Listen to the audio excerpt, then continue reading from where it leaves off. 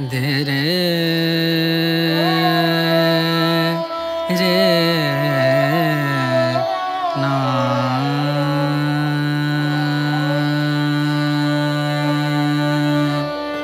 Hello नमस्ते welcome. कसं काय मित्रांनो, पुन्हा एकदा नवीन व्हिडिओमध्ये तुमचे स्वागत आहे. तर आज आपण चाललो आहोत अशा जागी जिथे प्रत्येक भिंतीवरती इतिहास कोरलेला आहे आणि प्रत्येक दगडावरती गरजतो हर हर महादेवचा जयघोष.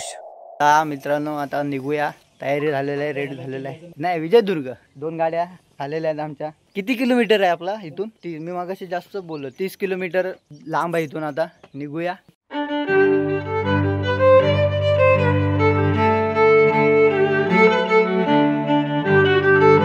कोकणाच्या हिरव्या कुशीत वसलेला हा किल्ला सिंधुदुर्ग जिल्ह्यातल्या देवगड तालुक्यात आहे. जर तुम्ही इथे बघितलं तर किल्ल्याकडे जाताना नारळाची झाडे, रस्त्याच्या कडेला दिसणारे लहान लहान गावे आणि डोंगर दऱ्यातून वळण घेत जाणारी वाट, हे सगळं काही एक गोष्ट सांगतं. इथेच कुठेतरी इतिहासाची पावले उमटली आहेत असं सतत वाटत राहतं. विजयदुर्ग बेसिकली ना मित्रांनो एक समुद्र आहे. समुद्राच्या बाजूलाच हा गड बघायला भेटेल. ऑनलाईन बघितला, आता बघूया एक्झॅक्टली. फर्स्ट टाइम चाललो आहे विजयदुर्गला. तुम्हाला पण बघायला भेटेल. व्हिडिओमध्ये शेवटपर्यंत बघत राहा. विजयदुर्ग गड बघायला भेटणार आहे तुम्हाला. मी पण फर्स्ट टाइम चाललो आहे. 20 किलोमीटर फक्त रस्ता बाकी आपला. कोकणातले रोड आहेत ना गाईज, मी एवढा विषय आता ट्रॅव्हल करतो आहे. कोकणातले रोड एक नंबर आहेत.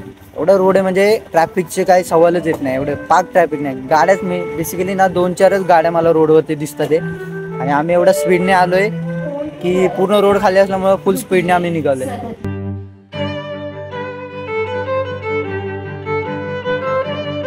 आता आपण बघा आलो इथे एक लूक आहे.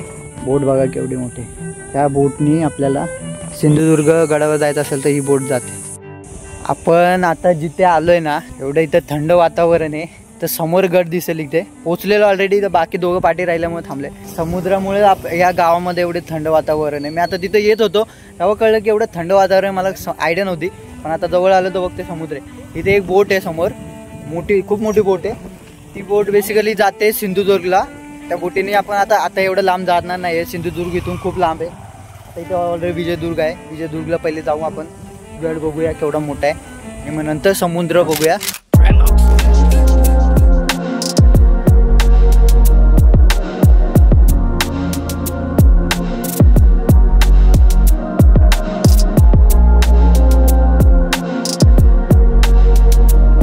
हे बघा गडाच्या पायथ्याशी आलोय आपण. आता इथं पायऱ्या लागलेत.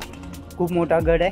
चला आता हे आपले हे दोघं यांच्याच गावी आपण आलोय. स्पेशली आपल्याला घेऊन आलं एवढ्या लांब हे गडावरती. दोघं भाऊ आणि आम्ही दोघं आलोय एवढ्या लांबनं. विजयदुर्ग म्हणजेच विजय आणि दुर्ग. शिवरायांनी या किल्ल्याची मजबूती वाढवली, जिथे आरमार उभं केलं आणि या किल्ल्याला बनवला अपराजित किल्ला. तर मित्रांनो हा किल्ला समुद्राच्या पाण्यावर खोलवर घुसलेला आहे. एक सुरक्षित सागरी दुर्ग. तर इथे तुम्ही बघितलं तर शत्रू काही करून जवळ येऊ शकत नव्हता आणि जरी आलाच तर त्यांना परत जाण्याचा मार्ग पण नव्हता. इमॅजिन करा, एक काळ असा होता की ते 200 पेक्षा जास्त युद्धनौका सज्ज होत्या. कोकणाचा आरमार इथूनच चालत जायचा. बघा इथे जीबी दरवाजा, इथून चालू होतो जीबी दरवाजा आतमध्ये.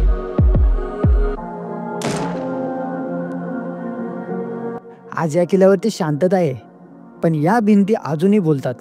त्या सांगतात त्या रणझुंजीच्या कथा, त्या वीरांच्या कहाण्या ज्यांनी स्वतःचा जीव या मातीत अर्पण केला. हा आपल्या राजांचा किल्ला जो आहे विजयदुर्ग किल्ला. पूर्ण इथं मॅप आपल्याला दिलेला आहे. हा बघून आपण आता ट्रॅव्हलर खूप मोठा दिसतो मॅप. आता सध्या आपण एंट्री कुठून मारले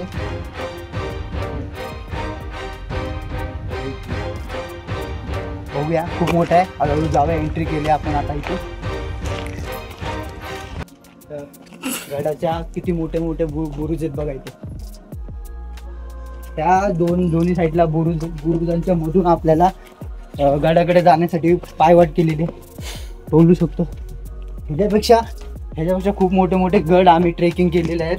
भरपूर आहे. हरिश्चंद्र झालं, खूप मोठं हरिहरेश्वर. जो पावसाळ्यामध्ये आम्ही गेलो हरिहरेश्वरला. सर्वात डेंजर गड आहे. रायगडला तर गेलो पण तो नॉर्मल सीझनला गेलो. पण पावसाळ्यामध्ये हरिहरेश्वरला तुम्ही गेला असेल ना, जाऊन बघा. हा मुख्य प्रवेशद्वार आहे आपल्या विजयदुर्ग गडाचा. मुख्य प्रवेशद्वार. इथे मी एंट्री स्टार्ट होते गडाची. हे बघा इथे बोर्ड लावलाय मुख्य प्रवेशद्वार.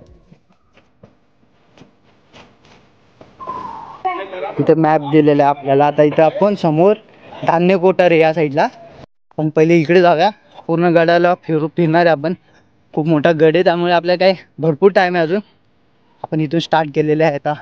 हे बघा गडाचे बाहेरच्या साईडला किती मोठे मोठे मोठे बुरुज बांधले. इकडे हे बघा इथं खिडकीमधून बघा काय भारी दिसते. किती भारी दृश्य आहे बघा.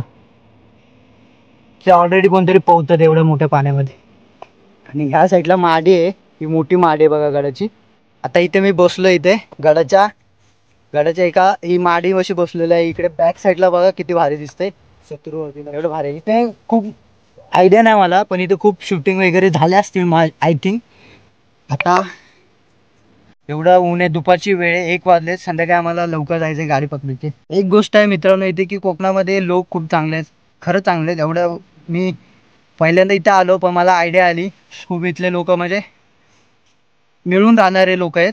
आणि इथल्या लोकांकडे म्हणजे असं जे नेचर आहे ना इथे कोकणामध्ये ते कुठेच बघायला भेटणार नाही. सिरियसली गोष्ट आहे. कारण की मी आता नॉर्मल सीझनला आलो आहे. जर पावसाळ्यामध्ये इथं आलं असतं तर अलगच दृश्य होतं. पण पावसाळ्यामध्ये येऊ कधीतरी. पावसाळ्यामध्ये पण इथे येऊ. आता इथे विदाऊट पाऊस एवढं भारी दिसते हिरवं हिरवं. तरी पण बघा आता इथे मी माडीमध्ये एंट्री करतो. इथं माडीमध्ये चारी साईडला समुद्र असल्यामुळे खूप भारी. हे बघा आतमध्ये आलं ही माडी बघा. हा आहे विजयदुर्ग गड. महाराजांनी त्यावेळेस बांधलेले एवढे भारी भारी गड आहेत इथे.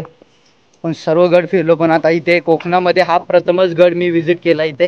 तर मित्रांनो विजयदुर्ग किल्ला पूर्वी गोरिया या नावाने ओळखला जात होता. शिलाहार राजवंशातील राजा भोज द्वितीय यांनी 1193 ते 1205 दरम्यान बांधला. 1653 मध्ये छत्रपती शिवाजी महाराजांनी हा किल्ला आदिलशाहीकडून जिंकून घेतला आणि विजयदुर्ग असे नाव दिले.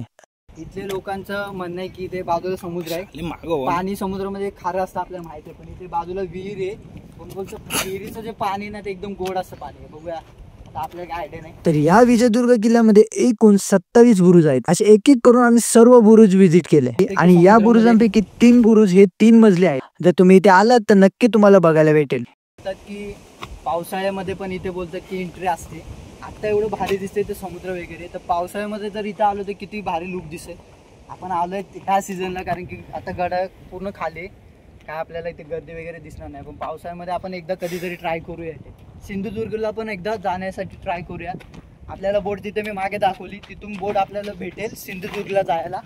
येथील प्रत्येक बुरुज एक इतिहास सांगतो. तर मित्रांनो त्या काळामध्ये या बुरुजांवर तोफांची मांडणी केली जात असे. त्यामुळे समुद्रातून येणाऱ्या शत्रूंच्या जहाजांवर लक्ष ठेवता येत असे. गड थोडा का होईना चढायला सुरुवात केली. इथे गडावरती चढायला हीच मजा असते.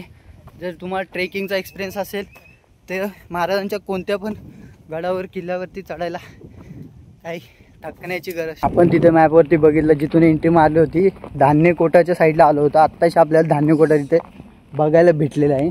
तर बाजूला काहीतरी तलावसारखं पण आहे. हे बघा तर बोर्ड लावला आहे धान्य कोटार. आपण धान्य कोटारमध्ये एंट्री करूया आता.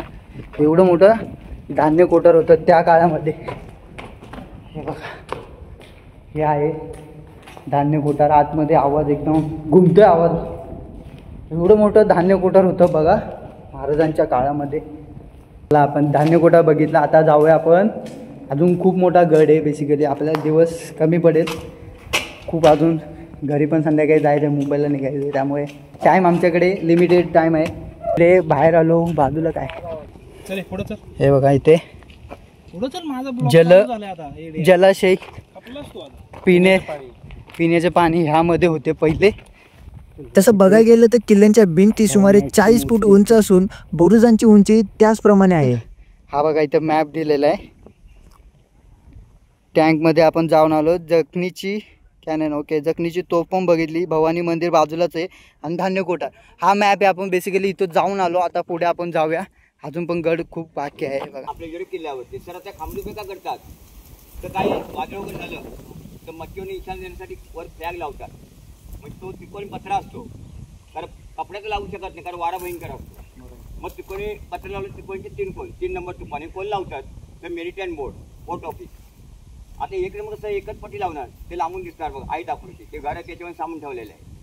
आता मग आपण दोन्ही चॅनेल चालवले भुयार मार्ग हे तिसरं बंद आहे अंडर वॉटर.